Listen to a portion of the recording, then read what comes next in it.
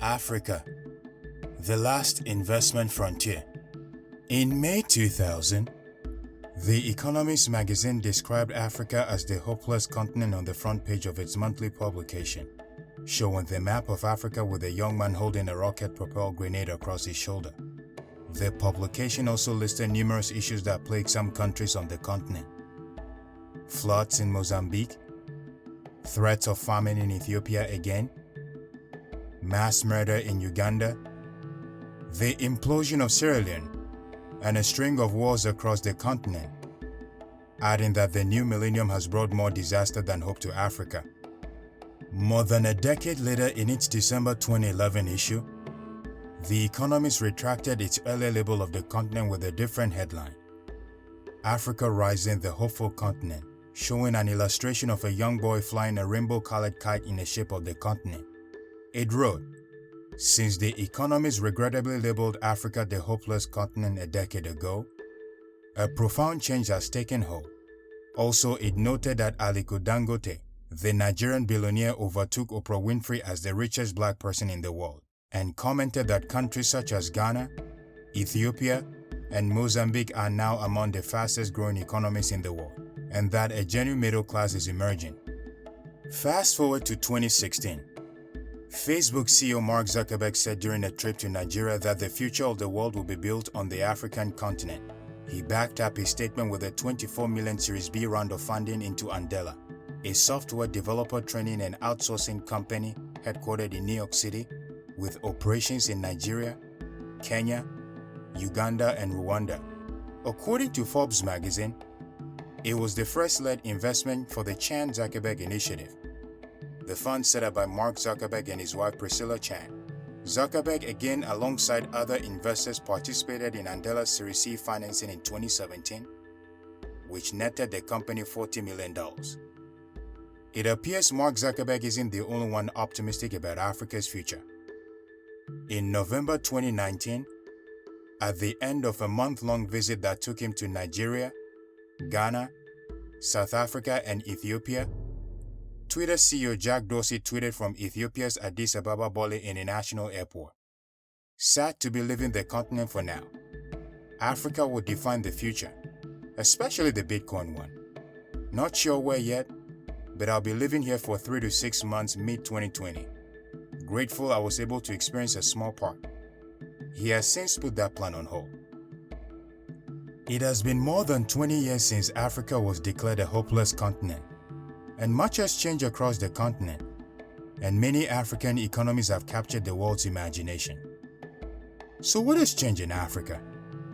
First, the high economic growth of individual African economies at the beginning of the 21st century has been remarkable.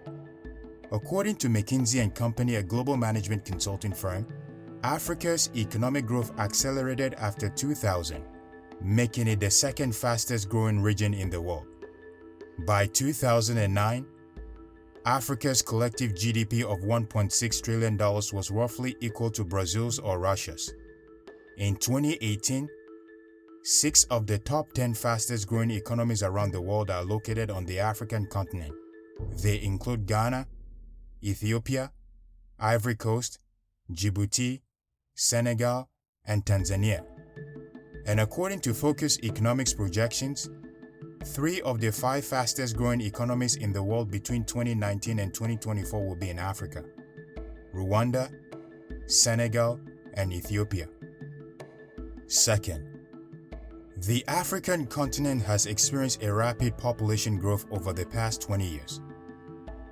Africa is now home to more than 1.1 billion people, making it the second largest and second most populous continent after Asia. According to the World Economic Forum, by 2050, 2 in every 5 children will be born in Africa. The continent's rapid population growth has also created a large consumer market with rising spending power for all kinds of goods and services.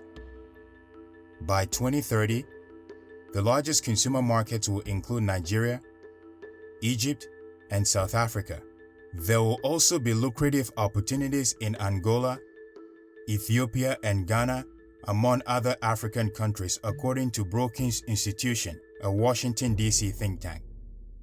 Third, Majority of African economies have carried out major structural and economic reforms, which has improved their overall political stability, created a favorable business and investment climate, and opened their economies to international trade. For instance, the East African country of Rwanda under its president Paul Kagame has been hailed by many around the world as one of Africa's success stories. In 2012, Rwanda moved up 7 spots on the World Economic Forum's Competitiveness Index to number 63 out of more than 140 countries and has posted average annual GDP growth of more than 7%. It only takes 48 hours to register a new business in Rwanda, compared to 11.1 days on average in OECD high-income countries, and it has low petty crime and corruption. Clearly, significant changes have occurred on the African continent not only to warrant a change in narrative from a major publication like The Economist, but also to attract a personal investment and a planned relocation from influential technology leaders including Mark Zuckerberg, Jack Dorsey, and many others.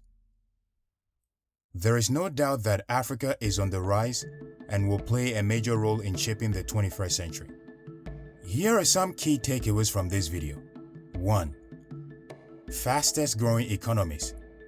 Individual African economies are experiencing recurring economic growth, making them to grow at a faster rate compared to developed economies such as the US, Japan, the UK, Canada, and Germany.